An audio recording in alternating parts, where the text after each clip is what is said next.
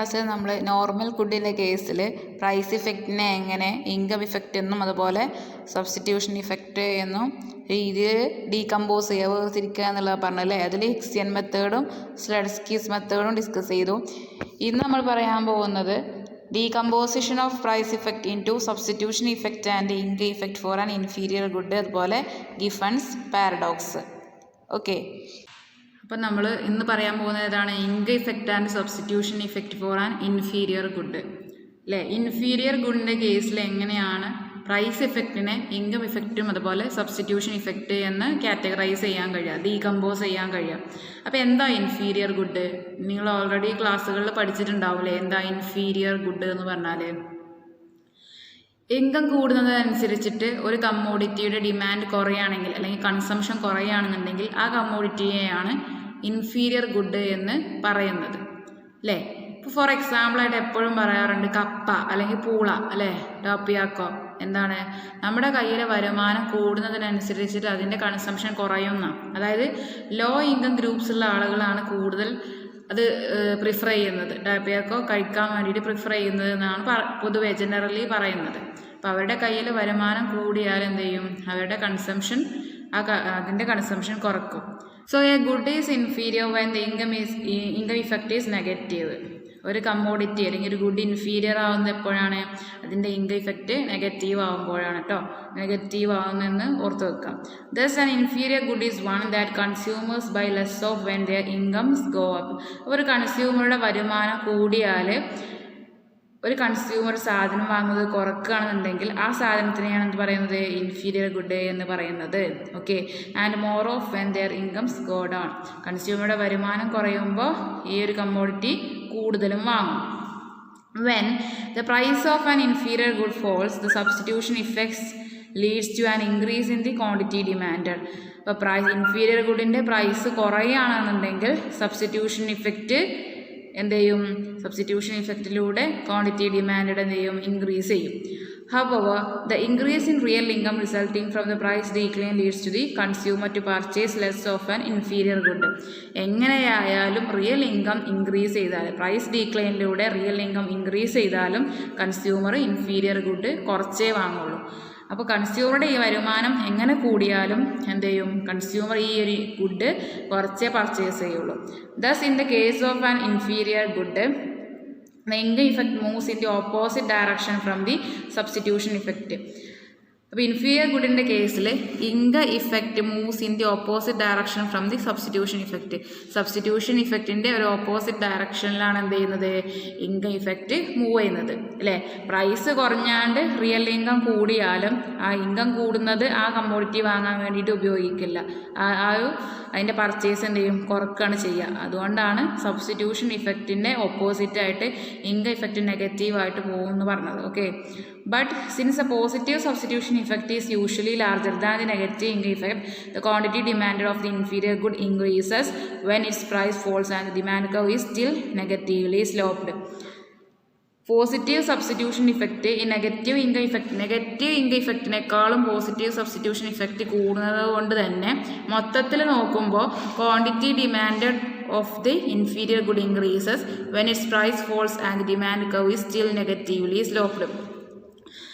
ഇപ്പോൾ negative income effect ആണെന്ന് പറഞ്ഞില്ലേ, ഈ നെഗറ്റീവ് ഇൻകം ഇഫക്റ്റിനേക്കാളും കൂടുതൽ പോസിറ്റീവ് സബ്സ്റ്റിറ്റ്യൂഷൻ ഇഫക്റ്റ് ഉണ്ടാകുന്നത് കൊണ്ട് ഇൻഫീരിയർ ഗുഡിൻ്റെ ഡിമാൻഡ് എന്ത് ചെയ്യാണ്? ഇൻക്രീസ് ചെയ്യാണ്. ഓക്കെ, ഇൻഫീരിയർ ഗുഡിൻ്റെ ഡിമാൻഡ് ഇൻക്രീസ് ചെയ്യും പ്രൈസ് ഫോളോ ചെയ്യുമ്പോൾ.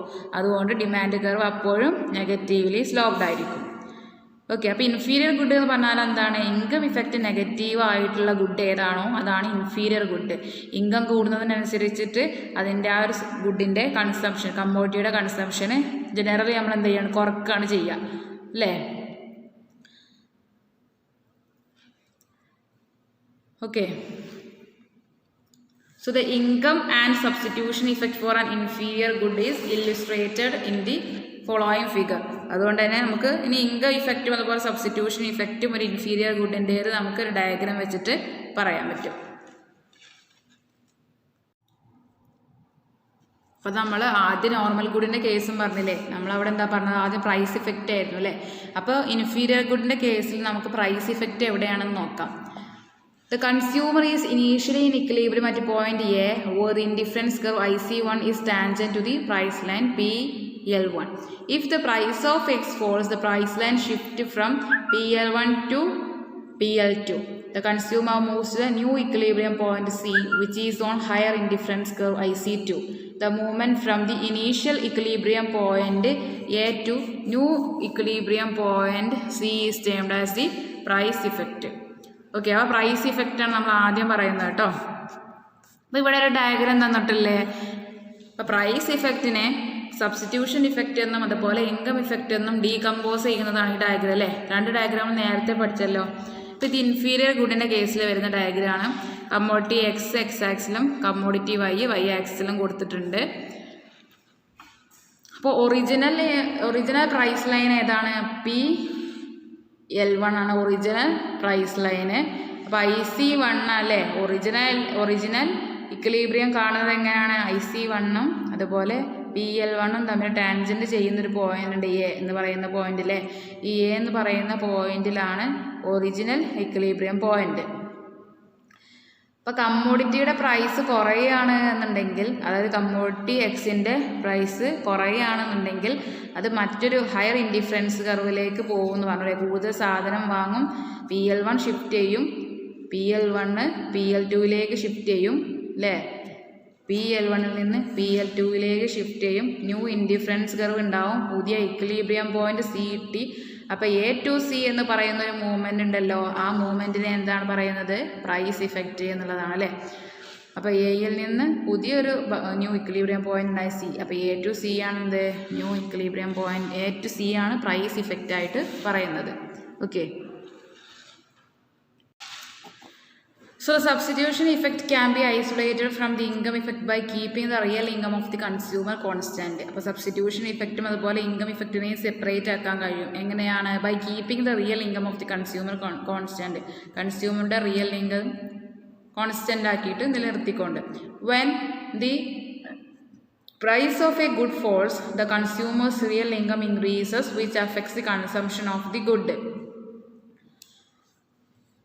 ഒരു കമ്മോഡിറ്റിയുടെ പ്രൈസ് കുറയുകയാണെന്നുണ്ടെങ്കിൽ കൺസ്യൂമറുടെ റിയൽ ഇൻകം ഇൻക്രീസ് ചെയ്യും അല്ലേ. പ്രൈസ് കുറയുകയാണെന്നുണ്ടെങ്കിൽ അത്രയും പ്രൈസ് കൊടുക്കണ്ടല്ലോ, അപ്പോൾ അത്രയും വില അല്ലേ, ആ മണി എന്ത് ചെയ്യും? കൺസ്യൂമറുടെ കയ്യിൽ ഉണ്ടാകും. അപ്പോൾ റിയൽ ഇൻകം ഇൻക്രീസ് ചെയ്തു, which affects the consumption of the good. അപ്പോൾ അത് കൺസംഷനെ അഫക്റ്റ് ചെയ്യും. The money income of the consumer is reduced by an amount just sufficient to maintain his real income constant. അപ്പോൾ മണി ഇൻകം എന്ത് ചെയ്യും? Money income of the consumer is reduce, അത് കുറയുന്നു. എന്തുകൊണ്ടാണ് കുറയുന്നത്? By an amount just sufficient to maintain his real income constant. Real income constant ആക്കി നിലനിർത്താൻ വേണ്ടിയിട്ട് മണി ഇൻകത്തിൽ കുറഞ്ഞ മാറ്റം വരും. This is shown by the parallel shift in the price line to the left hand side by the line CC1. The money income of the consumer is reduced by an amount just sufficient to maintain his real income constant. അപ്പോൾ മണി ഇൻകത്തിൽ കുറവ് വരുമെന്ന് പറഞ്ഞു. ഈ മണി ഇൻകത്തിൽ കുറവ് വരുന്നതാണ് CC എന്ന് പറയുന്ന പുതിയ പ്രൈസ് ലൈൻ കൊണ്ട് ഉദ്ദേശിക്കുന്നത്. ഒരു പാരലൽ ഷിഫ്റ്റ് ആണല്ലേ. അപ്പോൾ ഇവിടെ പുതിയൊരു പ്രൈസ് ലൈൻ വന്നുകൊണ്ടല്ലേ, CC എന്ന് പറയുന്ന പുതിയ പ്രൈസ് ലൈന്. അപ്പോൾ PL2 എന്ന് പറയുന്ന പ്രൈസ് ലൈന് പാരലായിട്ടാണ് പുതിയ പ്രൈസ് ലൈന് വന്നിട്ടുള്ളത്, CC എന്ന് പറയുന്നത്. അപ്പോൾ ആദ്യത്തെ ഇൻഡിഫറൻസ് കർവായിട്ട് ടാൻജൻറ്റ് ചെയ്യുന്ന ഒരു പോയിന്റ് ഉണ്ട് അല്ലേ ഈ പ്രൈസ് ലൈൻ. അപ്പോൾ E എന്ന് പറയുന്നത് അല്ലേ, E എന്ന് പറയുന്നത് ഒരു ഇക്വിലിബ്രിയം പോയിന്റ് ആണ്. എന്തുകൊണ്ട്? IC1ഉം പുതിയ പ്രൈസ് ലൈനും തമ്മിൽ ടാൻജൻറ്റ് ചെയ്യുന്ന ഒരു പോയിന്റ് ഉണ്ട്. അപ്പോൾ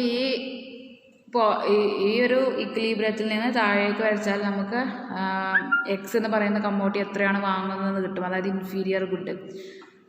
അപ്പോൾ ആദ്യം ഉണ്ടായിരുന്ന പോയിന്റ് എ ആയിരുന്നല്ലോ. അപ്പോൾ X1ൽ നിന്ന് X3യിലേക്ക് വരുന്ന ഒരു മാറ്റം ഉണ്ട് അല്ലേ, അതിനെയാണ് എന്ത് പറയുന്നത്? സബ്സ്റ്റിറ്റ്യൂഷൻ ഇഫക്റ്റ് എന്ന് പറയുന്നത്. ഓക്കെ, ഇപ്പോൾ സബ്സ്റ്റിറ്റ്യൂഷൻ ഇഫക്റ്റ് ഏതാണ്? X1ൽ നിന്ന് X3യിലേക്കുള്ള മാറ്റമാണ് സബ്സ്റ്റിറ്റ്യൂഷൻ ഇഫക്റ്റ്. സോ നമ്മൾ നെക്സ്റ്റ് പറയാൻ പോകുന്നത് ഏതാണ്? ഇൻകം ഇഫക്റ്റ് ആണ് substitution effect for a Giffen good, Giffen paradox. അപ്പം നമ്മൾ നോർമൽ ഗുഡിൻ്റെ കേസിലും അതുപോലെ ഇൻഫീരിയർ ഗുഡിൻ്റെ കേസിലും പ്രൈസ് ഇഫക്റ്റിനെ ഇൻകം ഇഫക്റ്റായിട്ടും സബ്സ്റ്റിറ്റ്യൂഷൻ ഇഫക്റ്റായിട്ടും ഡീകമ്പോസ് ചെയ്യുമെന്ന് പറഞ്ഞല്ലോ. ഇനി പറയാൻ പോകുന്നത് എന്താണ്? ഗിഫൺ ഗുഡാണ് കേട്ടോ. ഗിഫൺസ് പാരഡോക്സ് നമ്മൾ നേരത്തെ ഒരു ക്ലാസ്സിൽ പറഞ്ഞിട്ടുണ്ട്. അതായത് ഗിഫൺ ഗുഡ് എന്ന് പറഞ്ഞാൽ എന്താണ്? A given good is defined as a good of which the quantity demanded increases as its price increases and falls as its price falls. Given good എന്ന് പറഞ്ഞാൽ എന്താണ്? ഒരു കമ്മോഡിറ്റിയുടെ ഡിമാൻഡ് ഇൻക്രീസ് ചെയ്യാണ് അല്ലേ? എപ്പോൾ?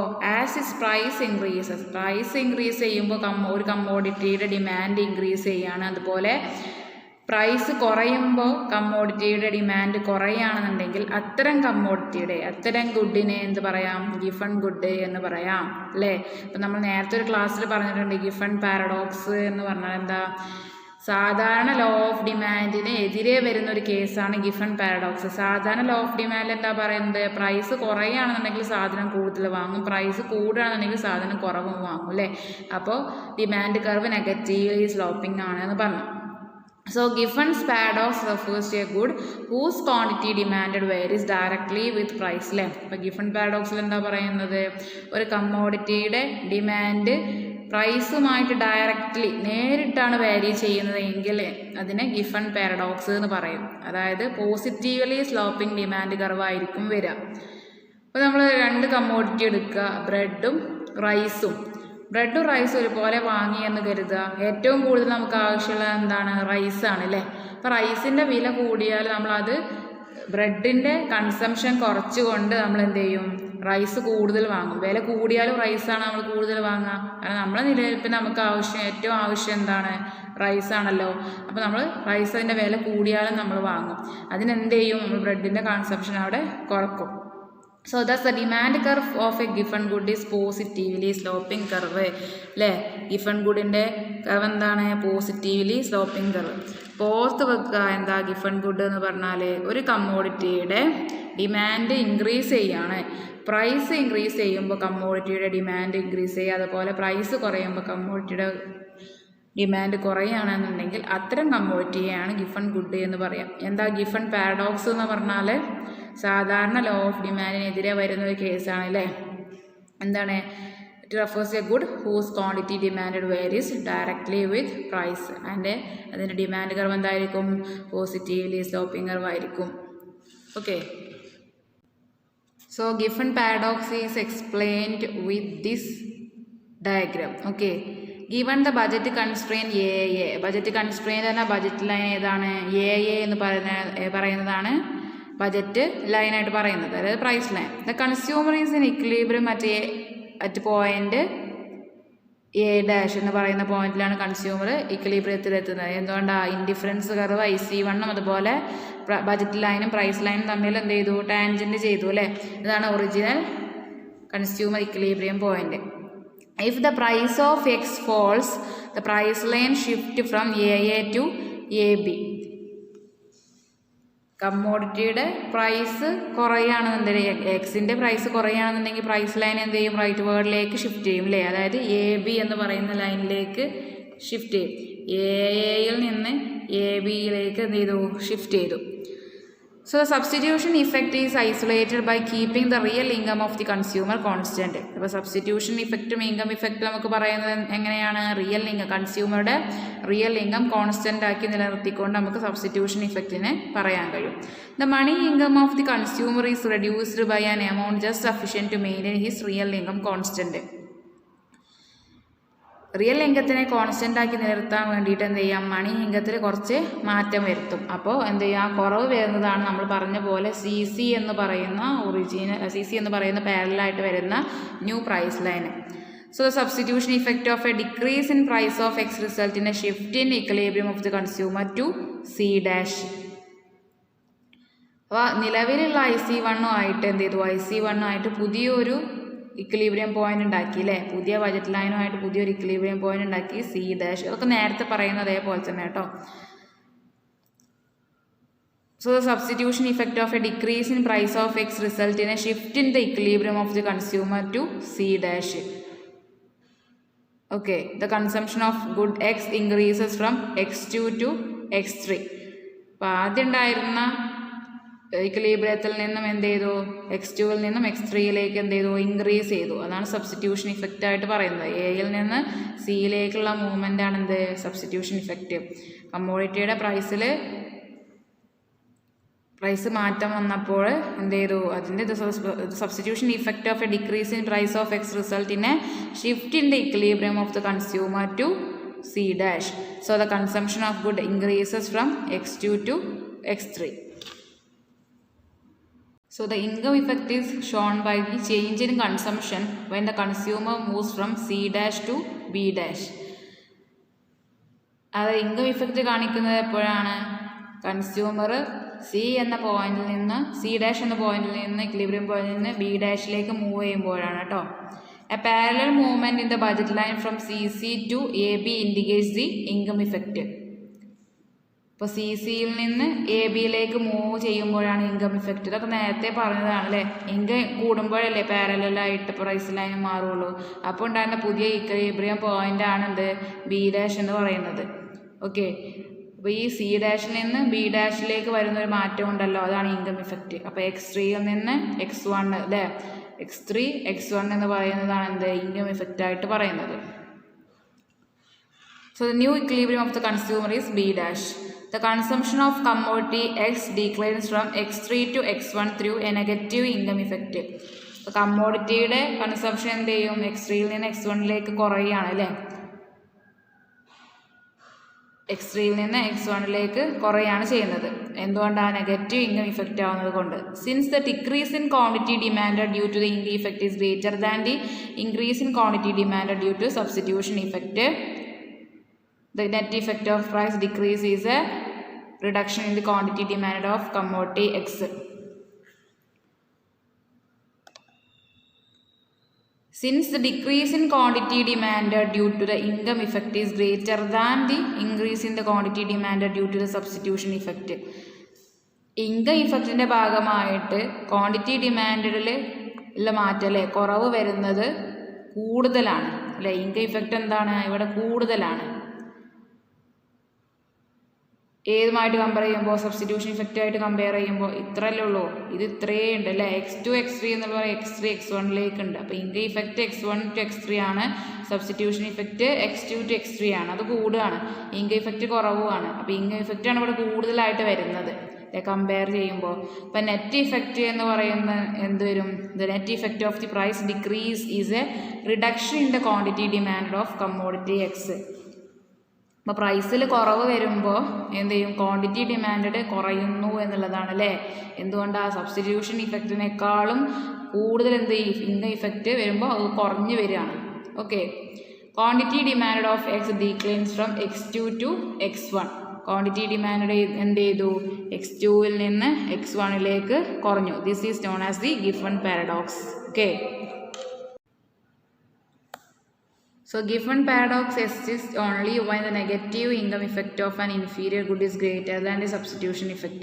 Giffen paradox എപ്പോഴേ നിലനിൽക്കുള്ളൂ, ഒരു ഇൻഫീരിയർ ഗുഡിൻ്റെ ഇൻകം ഇഫക്റ്റ് നെഗറ്റീവ് ആവുമ്പോഴേ, ആ നെഗറ്റീവ് ആവുന്ന ഇൻകം ഇഫക്റ്റ് ഉണ്ടല്ലോ അത് സബ്സ്റ്റിറ്റ്യൂഷൻ ഇഫക്റ്റിനേക്കാളും കൂടുതലാവുമ്പോഴേ എന്ത് ചെയ്യുള്ളൂ ഗിഫൺ പാരഡോക്സ് നിലനിൽക്കുള്ളൂ.